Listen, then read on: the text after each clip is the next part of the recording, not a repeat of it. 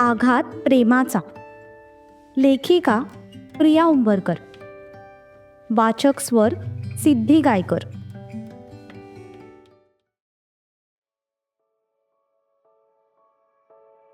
घरात आनंद, हशा आणि गप्पांचा माहोल असताना कुणाच्या तरी मनात वेगळंच वादळ उसळलं होतं. नजरेत न बोललेले प्रश्न आणि शब्दांआड दडलेली तणावाची किनार.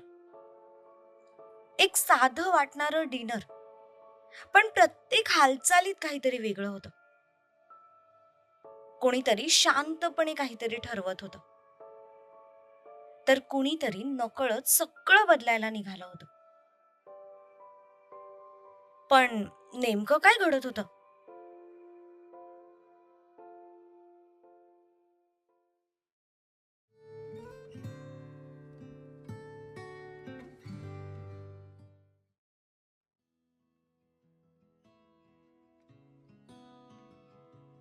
अंतरा, कशी आहेस बाळा? मी मस्त आहे आत्या. तुम्ही कशा आहात? तुम्ही लोक हिच्याशी किती पण गोड गोड बोला, पण मी काय हिच्याशी लग्न करणार नाही म्हणजे नाही. लहानपणापासून सगळ्यांची बकवास ऐकत आलो, पण आत्ता नाही. ऍक्च्युली बरंच झालं ही आली. एकदा ना हिच्याशी समोरासमोर बोलून सगळं क्लिअरच करून टाकतो. म्हणजे कसं, एक घाव दोन तुकडे. कसले गैरसमज नाही की कसला प्रॉब्लेमच नाही. ही हिच्या रस्त्याला आणि मी माझ्या रस्त्याला. काय मग, काय म्हणताय मधले पाटील? तुमच्या होणाऱ्या कारभारीन बाई फायनली आल्यात तर खुश असाल ना? हो हो, खूप खुश आहे. माझ्या थोबाडावरून माझा आनंद दिसत नाहीये का तुला? अजून थोडा वेळ थांब. आनंदाने घरभर कोलांट्या उड्या मारत फिरणार आहे मी. काय यार ध्रुव, क्यूट आहे ती. हो ना, मग मी काय करू? तिचा विचार कर. तू काय डोक्यावर पडलायस का रे दर्श? अरे पण काय कमी आहे तिच्यात? चांगली शिकलेली आहे, सुंदर आहे, मामाची एकुलती एक पोरगी आहे. तू नशीब समज की तुला निदान मामा तरी आहे. माझं आणि भाईचं बघ, फ्लर्ट करायला मामाची एक पोरगी सुद्धा नाही. मावशी आहे, ती पण याच घरात. चुलत भाऊ पण आम्हीच, मावस भाऊ पण आम्हीच. जरा म्हणून थ्रिल नाहीये लाईफमध्ये. तुझ्या लाईफमध्ये तर एन्जॉय कर ना ध्रुव. आणि मला तर ती तुझ्यासाठी एकदम परफेक्ट वाटते. तू जर तिला एवढंच ऑब्झर्व करतोयस ना दर्श, तर मग तूच का करत नाहीस तिच्याशी लग्न? तसं पण तिला या घरची सून व्हायचंय ना. मग माझ्याशी केलं काय किंवा तुझ्याशी केलं काय, काय फरक पडणार आहे? वेडा आहेस का तू ध्रुव? क्लिअरली दिसतंय की ती पोरगी तुझ्या प्रेमात पागल झालीये. आणि या नात्याने ती माझी होणारी वहिनी आहे. त्यामुळे तिच्याविषयी असे विचार मी मनात सुद्धा आणू शकत नाही. वहिनी, हा वहिनी. तू माझ्यापेक्षा 10 महिन्यांनी मोठा आहेस ना. मग मोठ्या भावाची बायको वहिनीच असते ध्रुव. काय रे डुक्कर तोंड्या, इतर वेळी माझा बाप बनतोस ना, आणि आता लग्नाचा विषय आलाय तर लगेच माझा छोटा भाऊ झालास. तुझ्यासारखा रंग बदलू खेकडाना दर्श मी माझ्या आयुष्यात कधीच बघितला नाहीये. दात काढू नकोस. तुम्ही सगळ्यांनी मिळून जी साजिश केली आहे ना, त्याचा काहीच उपयोग होणार नाहीये दर्श. लग्न तर मी माझ्या पसंतीच्या मुली सोबतच करणार, ते पण लव्ह मॅरेज. लग्न तर तुझं अंतरा सोबतच होणार आहे ध्रुव. तू लिहून घे. अबे चुप बे दर्श.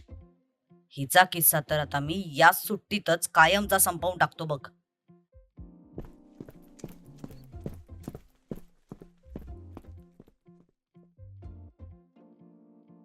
नक्की काय शिस्त या मुलाच्या डोक्यात? याने जर अंतराला रडवलं ना, तर हा फुक्कटचा धुतला जाणार आहे शिवा काकाच्या हातून.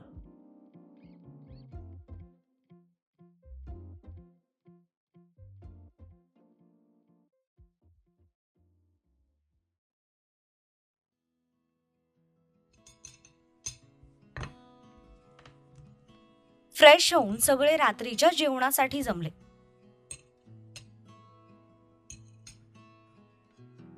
ध्रुवला सुद्धा नाईलाजाने सगळ्यांसोबत बसावं लागलं होतं.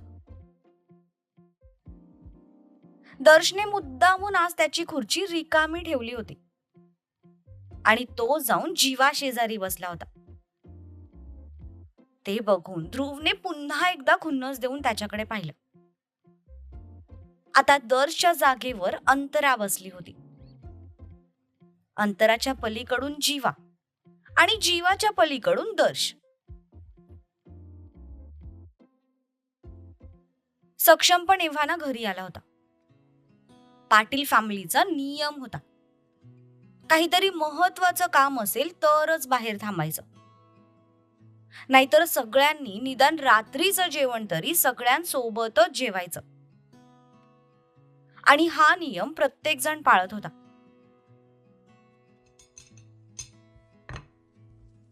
जेवता जेवता सगळ्यांच्या गप्पा सुरू होत्या.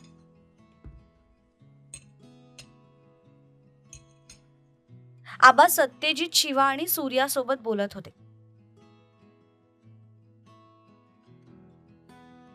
सक्षमचं मात्र जेवताना सुद्धा लक्ष नव्हतं. मनात फक्त किर्लोस्कर फॅमिलीचे विचार सुरू होते.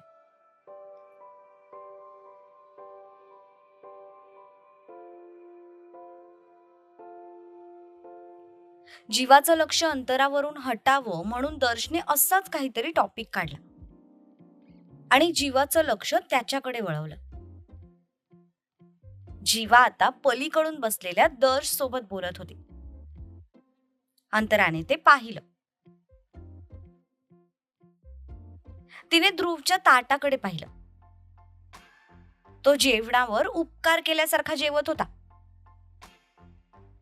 खरं तर आज घरातून कल्टी मारायची आणि डायरेक्ट झोपायच्या वेळेलाच यायचं, असा प्लॅन त्याने केला होता.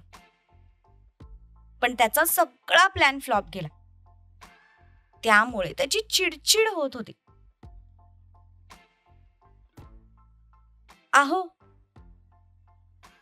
ध्रुव जेवत होता. तितक्यात त्याला एकदम मुंगी सारखा नाजूक आवाज आला, पण त्याने तो इग्नोर केला. आहो, शुक. पुन्हा एकदा तोच आवाज त्याला अगदी जवळून आला. तसं त्याने बाजूला बसलेल्या अंतराकडे पाहिलं. काय आहे? काही हवंय का तुम्हाला? हो. काय हवंय? शांतता. जेवताना मला शांतता हवी असते. तेवढी देशील का ग अंतरा, प्लीज? पण इथे तर रोज सगळे गप्पा मारतच जेवतात. रोज कुठे शांतता असते तुम्हाला? तसा त्याने दुसरा हात कपाळावर नेला. खरं तर त्याला हात जोरात कपाळावर मारून घ्यायचा होता, पण पुन्हा सगळ्यांचं लक्ष त्याच्याकडे गेलं असतं, म्हणून त्याने तो हात फक्त कपाळावर ठेवला. बरं, भेंडीची भाजी देऊ का? तुम्हाला आवडते ना? नाही, नको. भेंडी सोडलीये मी. तशा तिच्या कपाळावर आठ्या पसरल्या. पण हे वाक्य तो हळू आवाजात बोलला नव्हता. वैतागण्याच्या नादात सगळ्यांना ऐकू जाईल इतक्या मोठ्या आवाजात बोलला होता. त्याच्या या एकाच वाक्याने सगळ्यांनी एकाच वेळी वळून त्याच्याकडे पाहिलं. तसं त्याचं लक्ष सुद्धा सगळ्यांकडे गेलं. आणि आता मात्र त्याला त्याची चूक समजली.